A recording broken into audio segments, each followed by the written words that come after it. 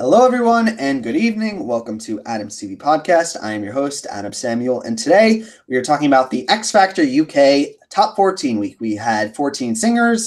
We lost 2 singers this week. We are going to be going over all of the performances, the semi performances, everything that happened. And here to join me for this is my co-host, Eric, as usual. How you doing, Eric? Doing good. I thought this was a decent week. I thought last week was better overall, but I think this week had 3 or 4 really great performances, including one I think might be a game changer. We'll see. We'll go through it all. But first, I want to say the theme of this week's episode was guilty pleasure. The contestants were choosing their songs. They got to pick whatever guilty pleasure song. All right. Well, I just want to have this. I have this question for you, Eric. If you were on the show this week, what would be your guilty pleasure song? God, I don't know. No clue? Well, I'll go first. I'll know which one it would not be. Would it be something by Whitney Houston? It would not be that. Mariah Carey? No. It would probably... What would it be? Probably be something by... Okay, it'd be something by Cher Lloyd, probably. I mean, I have some, 2000s pop punk music on my iPod, so okay.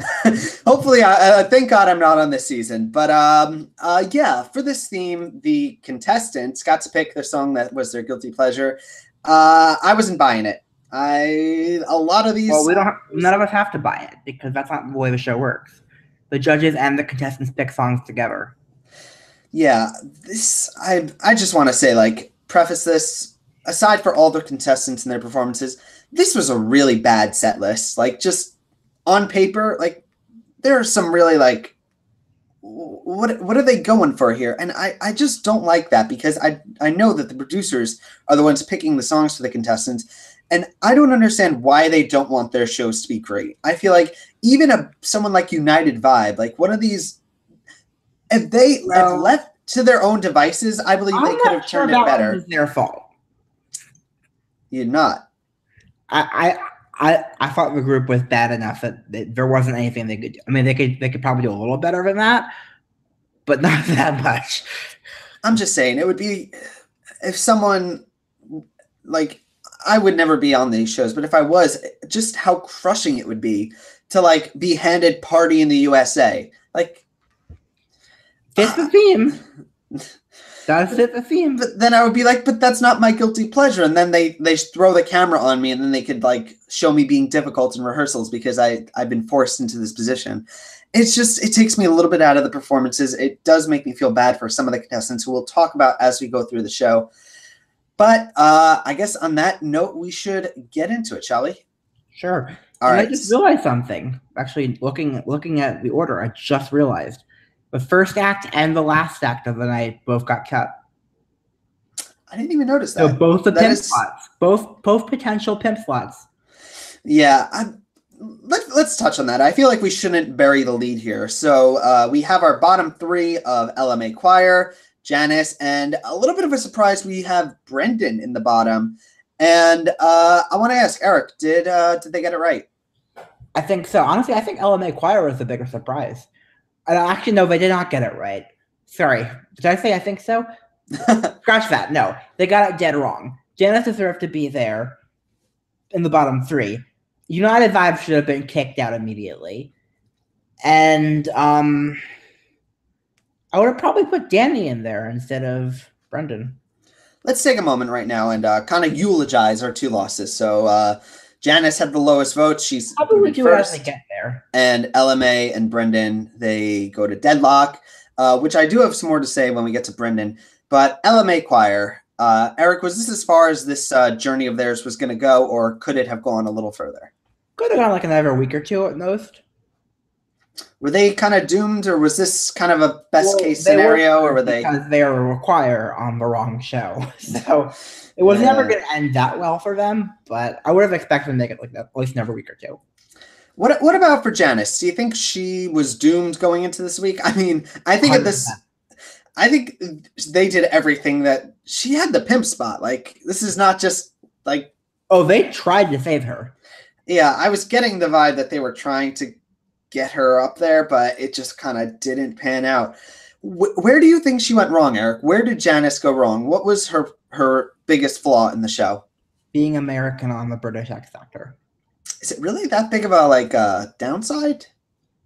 I think so. Last year, the only American who was actually the best singer in the boys category, his name was Spencer. He got cut first week immediately. So it's kind of weird. Maybe that's it's not that weird, but we're not going to talk about politics. But Dalton isn't. No, Dalton's from Jamaican, so he's not. Is he from the UK? Oh, it's not about being foreign; it's about being specifically American. Now I understand. All right, so let's get into some of our performances. We are going to go through them. First up, we have LMA Choir. They are performing "Proud Mary" by Ike and Tina Turner. I like this song. I like listening to the song. I think it's a lot of fun to maybe run a mile to. I don't think it's the best song to perform on a reality singing competition show. Do you, Eric? I thought it was a pretty great performance, actually, all things considered. Considering the fact that I don't like choirs, I knew they don't do well. I thought the lead singer on this song was amazing. And I hope she goes on her own because she doesn't deserve to be lumped in with 15 other people. She should be on her own. I don't know. For me, I think the problem with this song is the intro kind of eats too much of it up. I feel like the adrenaline-ness is what we're looking for. And I feel like these contestants are given 2 minutes, 2 minutes, 20 seconds, and they left like a minute for the intro. And the intro is kind of like, all right, let's get to what we're going to. And it's kind of like, yeah, you know what I'm saying? Like like when I'm watching this, when I listen to this song, I'll be honest, I usually skip to the fast song part. Like I don't like the slow part as much as I enjoy the fast song. One. Was originally just the slow part. Yeah, but like you mentioned, I did like the lead singer. I think she was. I mentioned this in our pre-show where we were talking about like, was she like auditioning for the show and she kind of got lumped in? But no, they auditioned as a group, right? Yeah, they should have separated her out with my thing. But. Simon, we were counting on you. The one time it would have been good to split a group up. Do we even know what her name is? Do we know who she is? I don't. She'll just be anonymous girl in LMA choir from here on out. Maybe she'll be back next season, and it'll just be like. So. I don't know because she was really good. Final question, Eric. Do you think they'll stick together moving forward? What do you think? Probably, but they shouldn't, but they will. All right. Maybe I don't want to jinx it, but maybe we might see them on America's Got Talent next season. Count it. All right. Next up, we have Sean. Is it Shan or Sean? It's Shan, but Sean Echo. I've never known how to pronounce Echo. And she is performing "Sorry Seems to Be the Hardest Word." This is by Elton John, right? Am I correct? I think that's who it is. Yeah, I think so. All right. So before her performance, she kind of starts with this speech. I was not a big fan of it. What did you think, Eric? I think the speech was a big mistake. I don't think it cost her that much, but I would have preferred if she skipped that and just sang the song. I think the song was pretty great. And I love how subtle the staging was for it, actually. But I think if you take it from the announcer and then just edit the part speech out and skip to her singing, I think it would have been a lot better. For me, the speech kind of really like put like a black mark on like the performance because, first of all, for me, it felt really fake, and this is why. It's because she clearly planned this ahead of time. Like, if you listen back, I went and listened back, the band doesn't kick in until she's finished her speech. They knew she was going to give it. So this wasn't like an on-the spot. It's not a real band. It's for playing to a track. But. Which, in my opinion, makes it a little bit preachy and like a little bit like this wasn't in the moment thing. This was, I've planned this ahead of time. They know I'm going to do this. 100%. And for me, like, she says that, and I kind of spent the rest of the performance being like, what just happened? Like, what? And it took away from her performance. Like it's a demerit that kind of didn't need to be there, and she kind of tacked on herself for a stupid reason, for something that didn't even need to be there. And the speech wasn't even that great. I mean, it's like generic, be good thing. Am I being crazy, Eric? You're not. I agree, actually. I don't think it ruined the entire performance for me because I thought the vocal was still pretty damn great. But it would have been better if she didn't do a speech. Yeah, no one should ever like be speaking before their performance. Okay. Like it should never, like you should never take the moment and say we need a little love in our life in the world right now. Like Yeah, I don't want to hear that. I could hear that on some other thing. I'm here to hear you sing. Like don't. If you want to be preachy at your concert, do that. But you have a limited amount of time on these shows. Use it wisely. Someone once said brevity is the soul of wit, and I'm going to just put that there. So for her performance, it took a little bit out of me, but it was good. But like, I have this mixed feeling that I didn't need to have, and it could have been maybe a little bit more positive. And that's really the opinion I have for her. Pretty much the same here. All right, so we should let's keep it going, shall we? Let's go to Dead Man Walking. Dead Man Walking. We have Danny Tetley. He performs "Crazy for You," and I actually kind of like this performance. I thought it was pretty good. Did you? He sang fine, but I think the problem was afterwards, after the judges buffed him hard, he kind of talked back. Yep. Big mistake. I think that took him down from being like at best 5th place to being at best 8th place, honestly. Yeah, I'm gonna agree. Like that. I wrote down. I think he's gonna be in trouble next week. Like I thought he would have been in trouble this week, honestly, because the problem is we found out on all these shows that if you talk back to the judges, you're screwed. So I don't know, because I'm not like an X Factor viewer, but like for American Idol, like talking back to a judge, I was gonna say Haley Reinhart, but she's not a good example. Yeah, she was justified in talking back. I mean, Danny was a little bit too, but the way she did it was different. I'm just trying to think who else like spoke back like on American Idol. Well, the reason Haley was justified is because Haley was the only one who ever got criticism. I miss Haley. She was really good. She was really great. Okay. Final thoughts for Danny. Like I said, next week, I mean, the thing is, he's kind of stayed middle of the lane. Like, I haven't had, like, this was a good performance, but it wasn't like an A. Like he never hit like an A or A minus. It's always kind of been like a B, like a straight B, B, B, B, B. Yeah, exactly. And I think with the fact that he is also an over, I hate to like use that as an argument. I think it's a legitimate argument because it's true. But I will also say that I think it's gone next week. I hope not, but he is. We'll have to see. But let's move on. Next we have my number 1 draft pick, who ended up in the bottom 3 this week. It is Brendan Murray, and he got a lot of harsh critiques last week. So this week he pulls out his guitar. He fully embraces the WGWG status, and he performs "Believe" by Cher. And we talked a little bit about this in the pre-show. I've heard this song. First of all, the original is a bit of a mess, but there's some very, very phenomenal covers of this song on American Idol, on actually not. It's more America's Got Talent and the X Factor UK. The one performance I know of Ella Henderson's.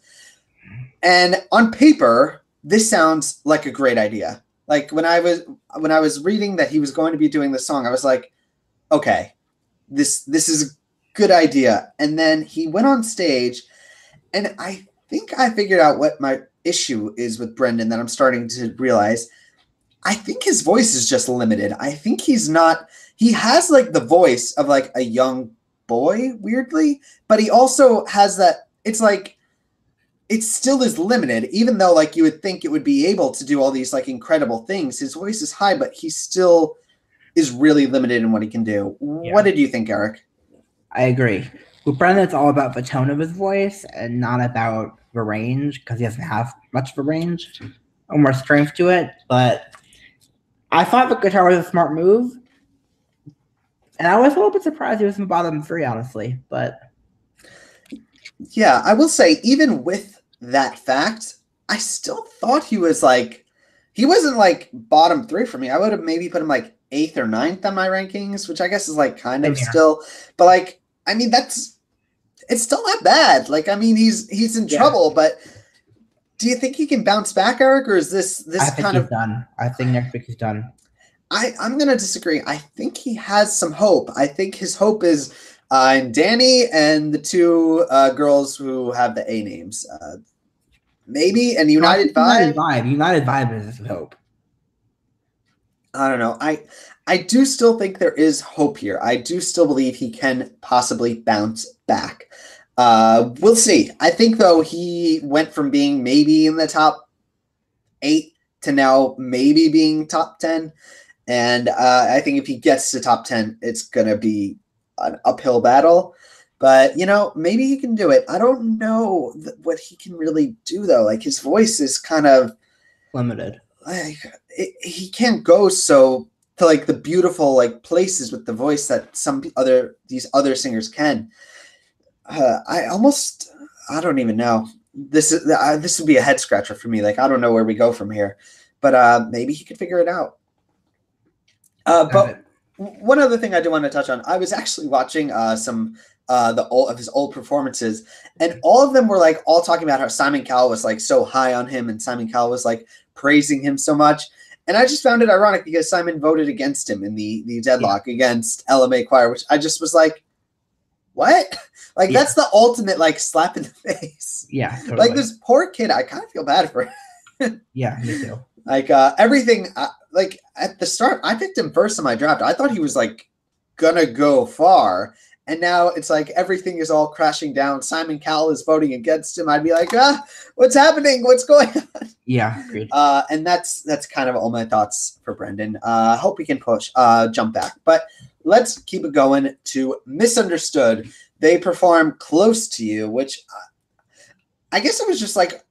My mind was off on the song because I saw the song and I thought the song they were doing the song that Lazaro Arbos did, like on American Idol. Like that's what I was like, that's what they're doing. But no, that wasn't what they were doing. They were doing it was a different song. What did you think? I thought it was better than last week. Vocals you could hear them this week, so it was better. They can dance still. None of the judges stood. I think that Simon does not want the same kind of act to win 2 years in a row, regardless of how much more talented Misunderstood are than Raksu. This is a funny moment because usually Eric is the one who pulls out the picture of Britney Spears, but I don't have a picture. But sorry, I just don't get it, Eric. I'm sorry. They just seem like an opener act. They've done nothing to prove to me that they are a headliner. Everything they've done has been kind of just meh.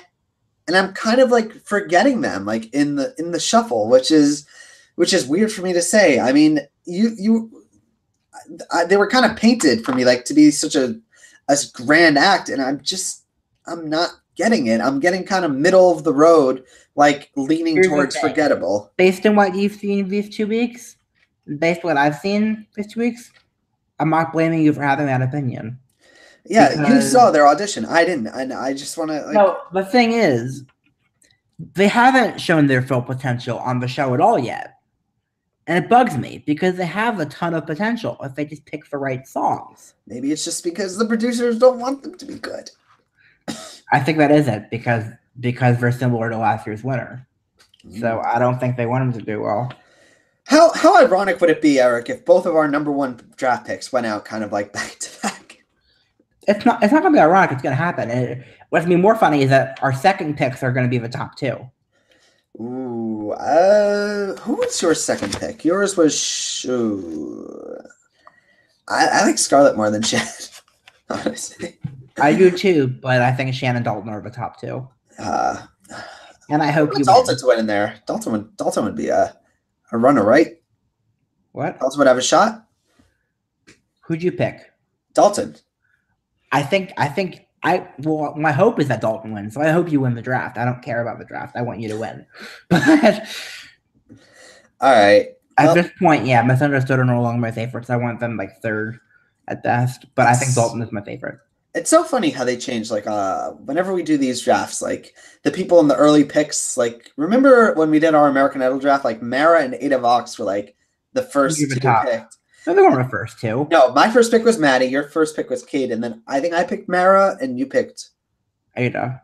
No, you picked Caleb, and then I picked Ada, and then they both went. My second and third picks were like expected to go really close. My second pick. Anyway, let's keep going. All right, let's move on to Molly Scott. She is, for the first time, not singing a BTS song. She is singing "Little Did You Know" by Alex and Sierra, and she has this kind of story in the intro package where she has her song that she picked, and she's having trouble forgetting the words. And I just wrote down in my notes, and I messaged Eric while this was happening. I was like, how do you forget the words to your guilty pleasure song?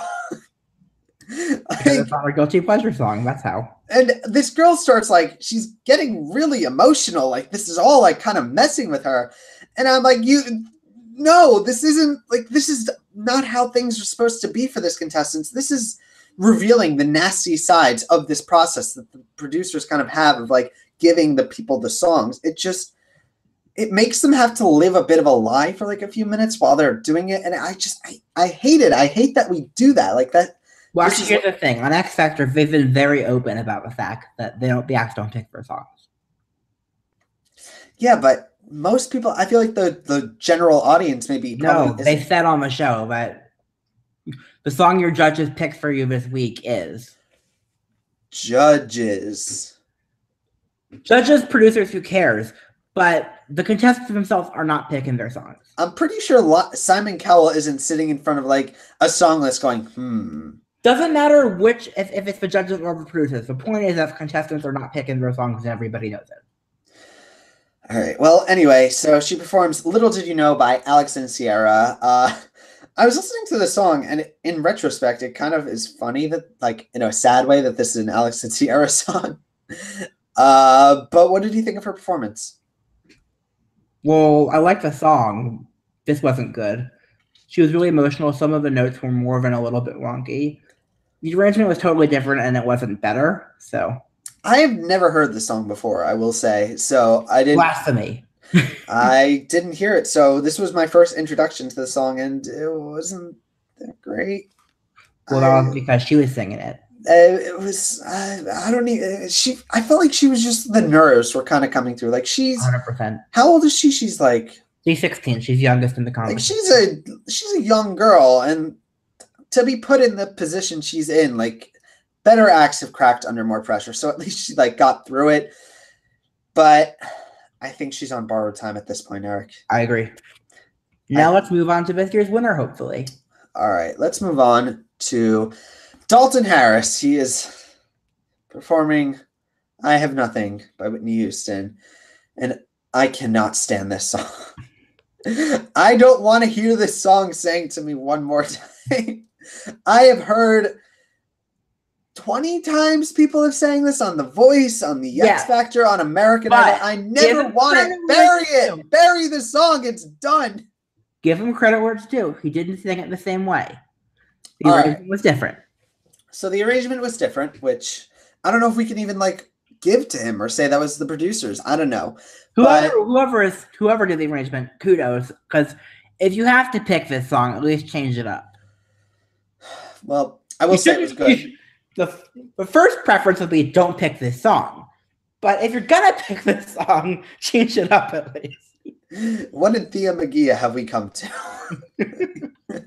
I mean, like, it's a good song. Like, she sang it well. I will say, though, I do want to say that when this song kind of leads up to the big moment, everyone knows the big moment, kind of wanted him to go a little further. Like, I don't know if you share my opinion, but I feel like he could have gone a little bit further for that big moment. Like, even Gabby from American Idol did, like, kind of went that extra step, like, where you push your voice to that limit. He kind of didn't, but that's kind of nitpicking, honestly, on my part. I think it was very strong performance. Top 3 of the night for me. I'd say, honestly, despite how much I hated the song, it was my number 2 of the night. Wow. And he's now my number 1 contestant because he has not had a bad vocal so far. Yep, he is pretty consistent. I will say, though, that does put him in the danger of the the one bad performance and everything kind of goes wrong. Like what's the saying? But bookies don't seem to think so. He's now our favorite. Ooh, which means, I mean, good for me. I might have another draft win. I think you will. I hope you do, actually. Which would be ironic. It's either you win with him or I win with Shan. I'd rather lose with Shan than have you win with Dalton. I feel like Shan could maybe has more to lose. Like she could more easily crash and burn than I feel Dalton has. I feel like Dalton maybe has a little bit of wiggle room. Do you think? I don't know. I would prefer Dalton over Shan. That's what I'm saying.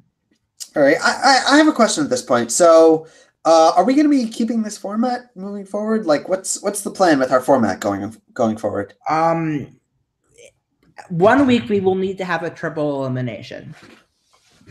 That's the only difference in the format. So how would that work? Like well, if they do it last year's format or the voice format, when we get down to 6 and the second to last week, they'll cut half of them out and then we'll get the final 3. That sounds awful. I would agree. Or the alternative, which I'm hoping they would actually do, is have 4 in the final and then just have the elimination at that week and just have double eliminations every week until then. Yeah, I would be okay if this is like the format moving forward. Like this, I like this system. Like it's good. I like that we're right now. I would be fine if this was how we ran things kind of moving forward. Well, it's gonna be that way for every week except for 1 week. So the question. All right. Let's move on to Scarlett Lee. She's performing "Always on My Mind," which is another song I kind of really don't like. I know a lot of people like this song. Do you, Eric? Do you enjoy "Always on My Mind"? Not always. Is that a pun? That was not an intentional pun, but it came out. All right. That way. This was my number 1 of the night. It's in my top 3. I don't think it's number 1 for me. I just get so frustrated because she starts the song off acapella, and it's sublime. Kept it longer, would have been. And it's sublime. Like it's really good. Yeah. And I'm like, right now we're at an 11. Like we are going to the bank. Like this is fantastic.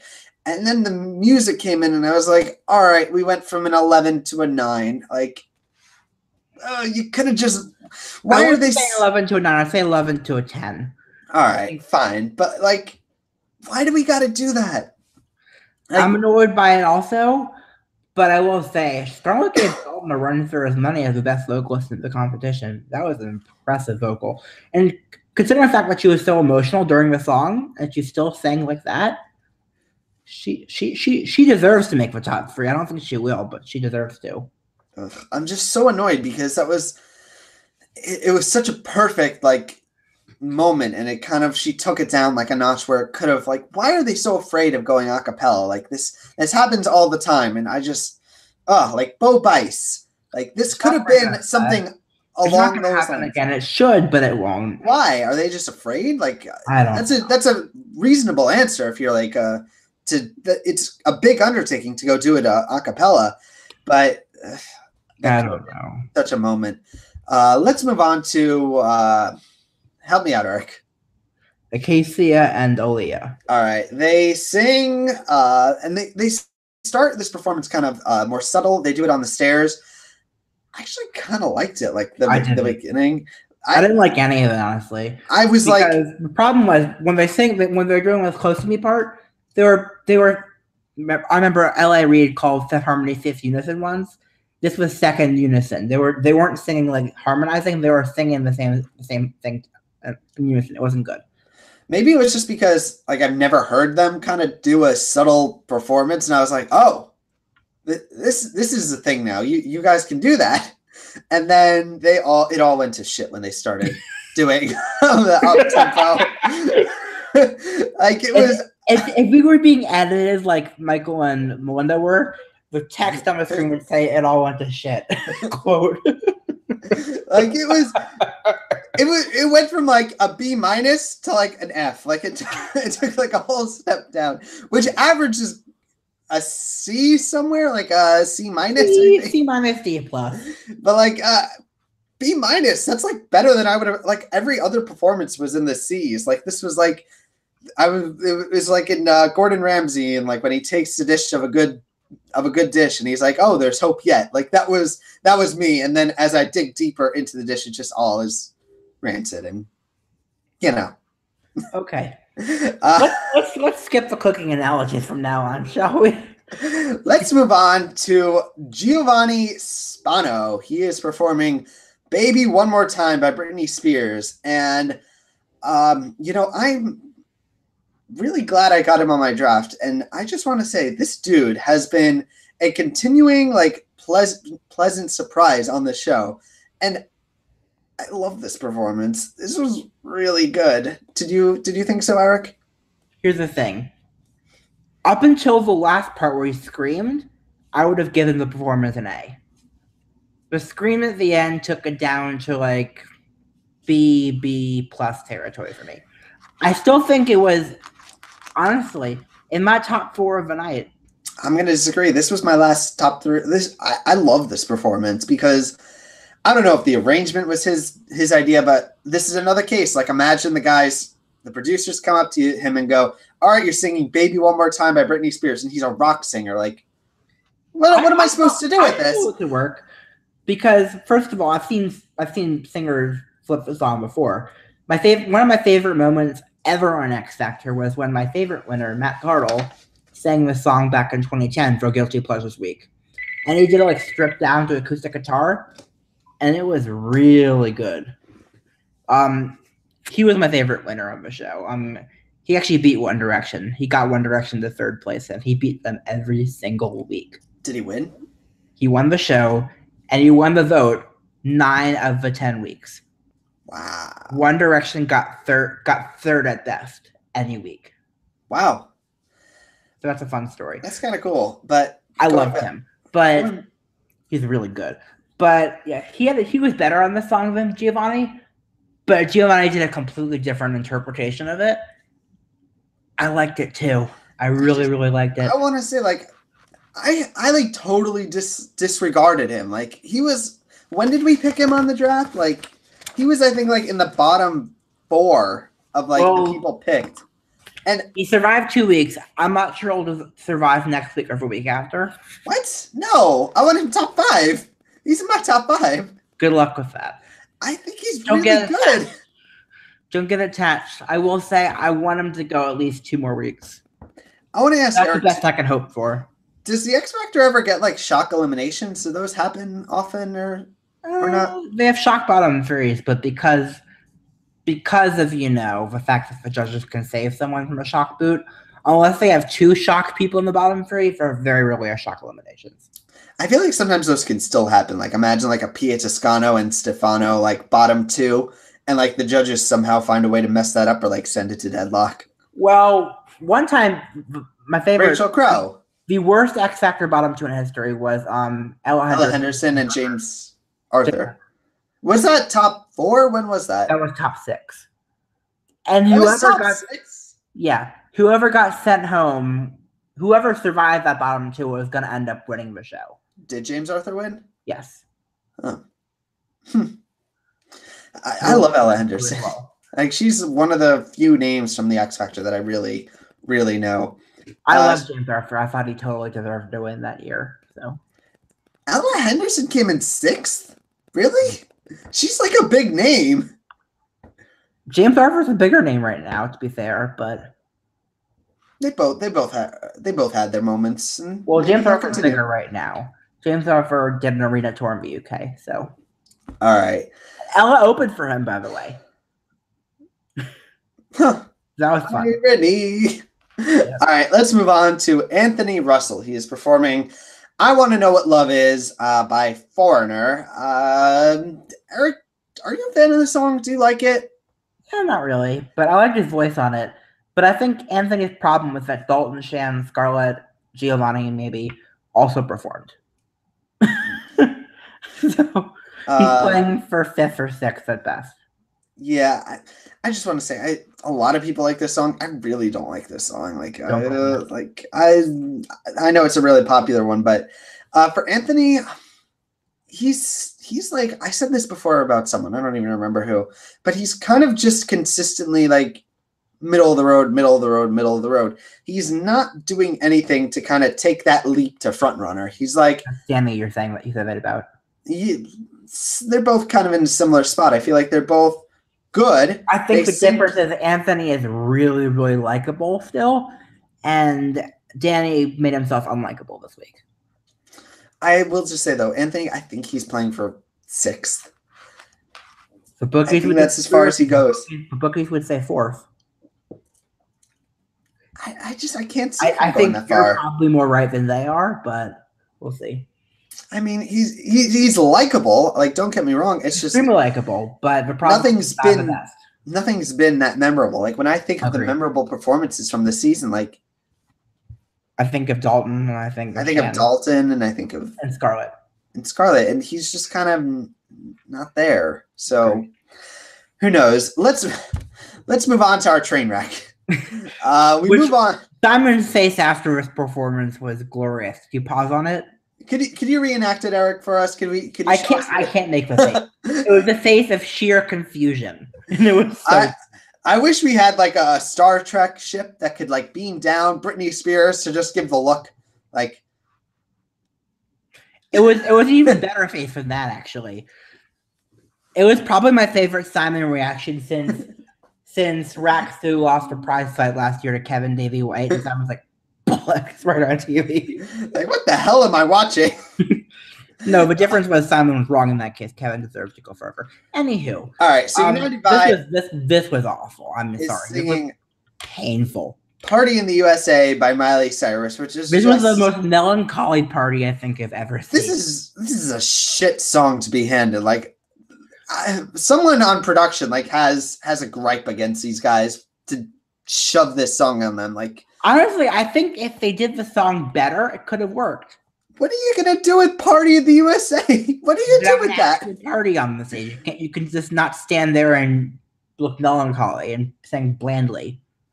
They could have done better with it. I think it could have been a good song for them. The problem was, I mean, I don't like the song, but it could have been decent for them.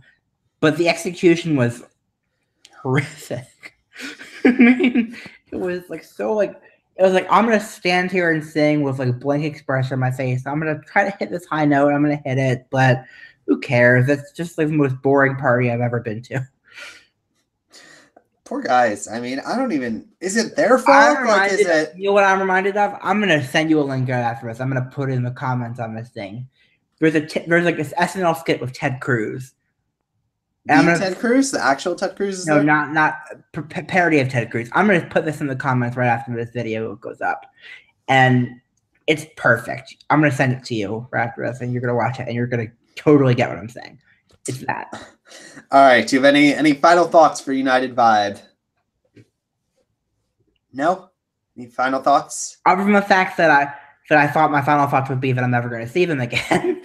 But, yeah. I'm shocked that they weren't even in the bottom 3. I'm flabbergasted. I feel like there's like a moment in like a comedy movie where they perform and then someone goes, "So that happened." I feel like it's a moment. The comedy movie would be them performing that and then being handed $1 million check and getting signed to a record deal. This podcast is going off the rails. Let's talk about Bella Penfold. She is performing "Diamonds Are Forever." And Bella, I love your voice. Please, no more rapping. You're so good. She's such a good singer. And I'm getting so much more into her sound, but she just keeps like, as soon as I'm like, oh, this is so good. And then it starts rapping and it all just goes to shit. Here's my thing. Her vocals the past 2 weeks have been a lot better than they were before the live shows. Before the live shows, I thought she was an awful vocalist. But she's gotten her vocals have been on point the past 2 weeks. I agree. She should drop the rapping, honestly, at this point. It's just dragging her down. Either that or keep it to one verse in the song, like Robbie said. I don't even know what to do. Like one verse in the song would be fine.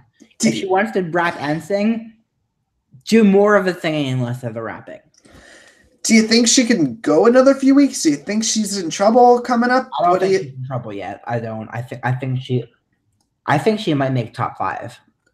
Top 5? Yeah. Really? At this point, I do. Unless she drops rapping, I'm gonna say top 8 at best. I think is where this journey is gonna maybe end. Okay, we'll see. All right, but like I said, I love her voice. Like the more I hear her sing, the more like she's really good. Like she's really good. Okay. And closing out the night, we have Janice Robinson singing "Show Me Love" by Robin S. And they actually get Robin S. to kind of talk to her on the phone.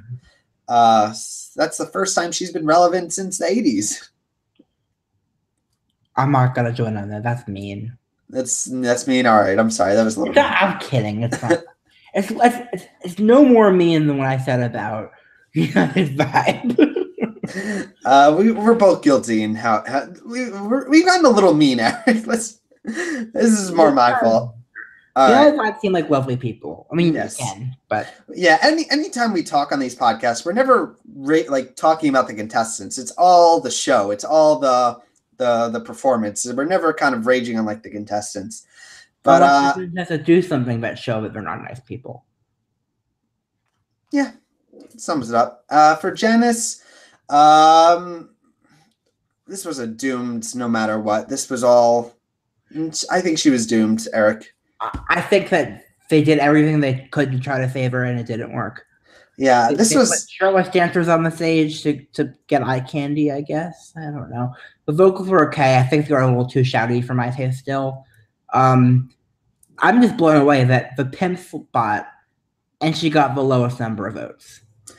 I don't remember the last time I've seen that. Like, do you remember a time like a pimp spot contestant got sent home? Like the only time I think that ever happened was Siobhan Magnus in season 9 of American Idol that I can really recall. There are other instances, but I don't remember them. It's been a while. It's a very rare thing when it happens. It's like extremely rare. When I saw that Janice was going last, I was like, maybe she has a chance.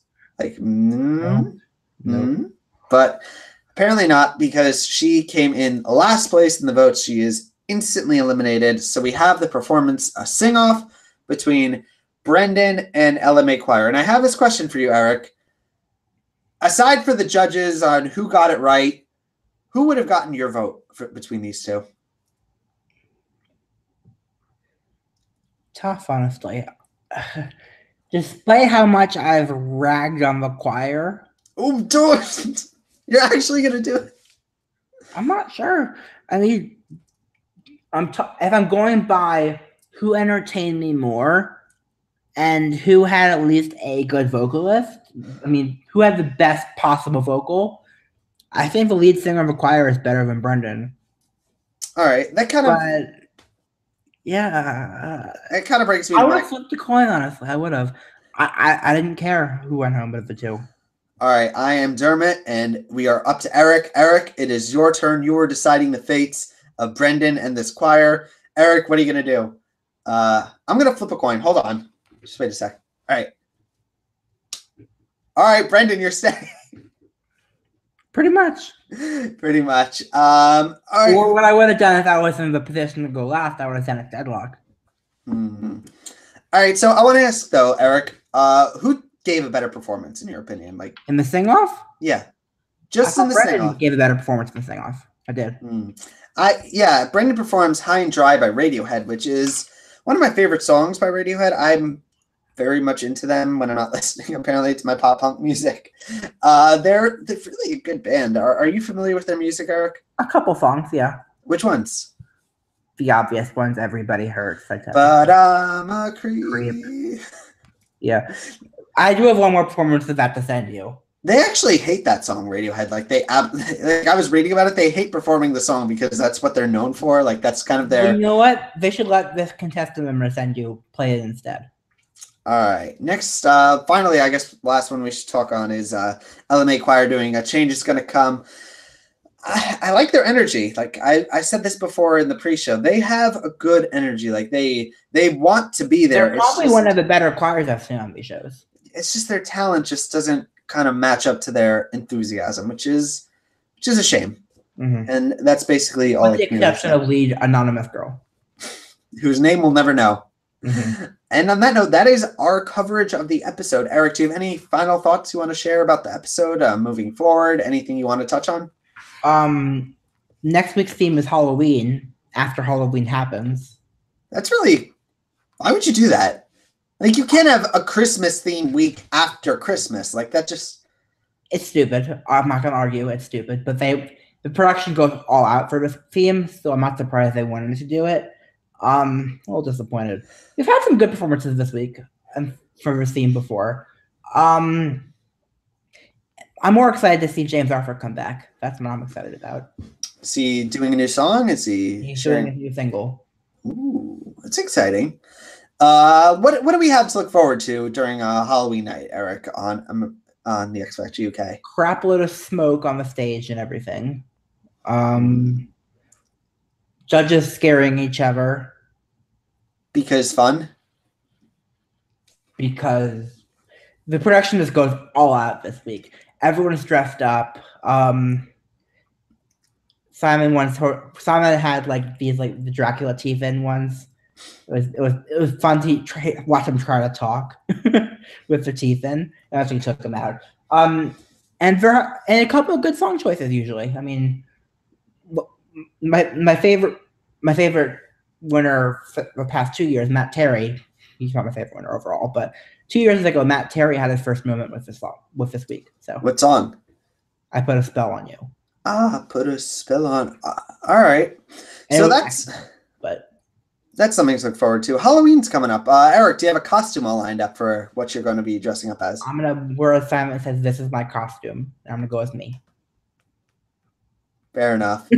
All right. So this was a fun podcast, Eric. Thank you for joining me. I want to say my name is Adam Samuel. You can find me on Twitter at Adam Soapbox. I run my two websites, adamsoapbox.com, adamstvblog.com. There has not been an Adam Soapbox post for 2 months now, and I'm happy to say that there's 2 more days left of the month.